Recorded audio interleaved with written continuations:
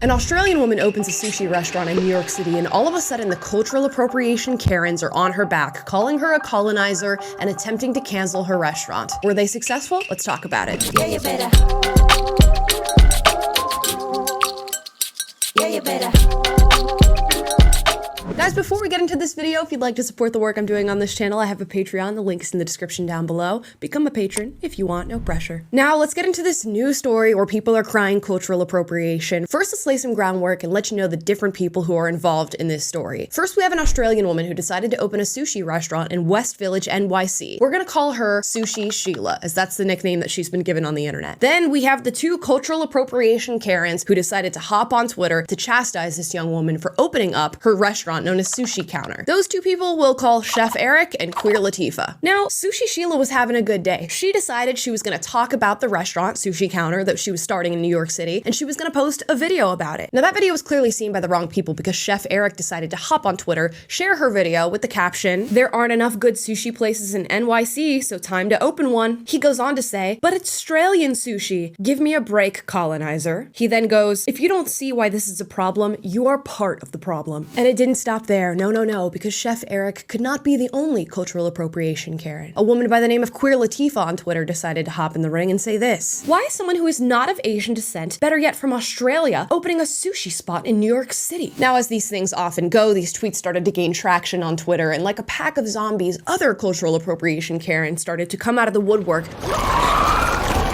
chasing this woman, tweeting at her, talking about how she's a colonizer, going to Yelp and other websites to review bomb her restaurant. And at first, they were quite successful. We know how easy it is to drum up outrage on the internet, especially if you're bringing in factors of racism and colonization and accusing people of white supremacy. And you know how crazy people get on the cultural appropriation front, and specifically when it comes to food. We've covered that many times on this show, where people say, if you even make a recipe from a different culture, you need to do research on where it was initially born, you need to give credit to the people who created it, and if you make a video on the internet about certain recipes that you make, you must let them know exactly the culture of people that this came from. I even went on Dr. Phil to debate a bunch of leftists about cultural appropriation, and you better believe the topic of food came up. Few options, I guess, in this case, if she wants the rules to be dictated by the angry leftists coming after her on Twitter. Maybe they'd be happy if every night she did some sort of ceremony for the Japanese culture that she's stealing her recipes from. Or maybe they think she needs to take a portion of her proceeds from the Sushi Counter restaurant and give it to Japanese people as a form of reparations. Better yet, why not just close up shop and give her restaurant to a Japanese person? These arguments and back and forth squabbles over foods and restaurants are so ridiculous to me, and you guys know that. Culture is meant to be shared, food is meant to be enjoyed. I think it's wonderful that an immigrant woman from Australia comes to New York City to open up a restaurant and decides, you know what, I'm gonna sell sushi. And according to her own characterization, this is Aussie style sushi, which means she's probably bringing new elements that she learned back home in Australia here to New York City. I think it's wonderful when cultures can blend and mold together and you get something new in its place. Not to mention that I just decided to quickly look up the Sushi Counter restaurant, and homegirl is selling 3 rolls for $12. Have you ever heard of getting 3 sushi rolls for $12? And you know what? A lot of people on the internet agree with me. People caught wind of what Chef Eric and Queer Latifah were trying to do to this young woman, and they decided they weren't having it. They went on and hopped on the reviews and started giving her good reviews, going to visit her, making sure that her restaurant was successful and wasn't taken down by the swarm of cultural appropriation Karens. And I'm now happy to report, according to Dumby Capital LLC on Twitter, that Sushi Sheila's New York City Sushi Counter is now averaging 4.5 stars on Google reviews. And just to point out the irony here, this same Twitter account decided to do a little bit of sleuthing on Chef Eric, and here's what they found. Unconventional Seattle chef Eric Rivera plans a Puerto Rican izakaya in Raleigh. Now, if you're thinking the word izakaya sounds pretty far from Puerto Rican, that's because it's Japanese, ladies and gentlemen. Let's continue to read. The article says, Puerto Rican izakaya, blending Puerto Rican with Japanese flavors. So who exactly is the colonizer here? Either it is both of you, and you need to own up and take accountability for your own actions, or it is neither of you, and cultures and foods and good ingredients are meant to be shared with one another. In fact, that is exactly what culture is meant for. It is why humans have progressed in the way that they have, because we've seen things that other groups of human beings were doing, adopted them, and decided to move move on with their own lives. And that adoption from other groups of people doesn't mean that we bow at their feet and shine their shoes and give them credit for every single thing that we've decided was a good practice when we saw it. We should see making fusion food as a beautiful thing, as we are bringing two separate cultures together to make something beautiful. And it seems that Chef Eric was once capable of understanding that concept. I wonder where that went. Like, let's be real here. It's not like either of these people is trying to take credit for the creation of sushi or izakaya or any Japanese cuisine. They've simply said, this is a beautiful thing, it tastes good, how about we mold our two cultures together and create something great? And of all places to do that, Sushi Sheila chose New York City, which is seen as a massive melting pot within our own country, where tons of cultures come together every single day to share their food, resources, and space. If the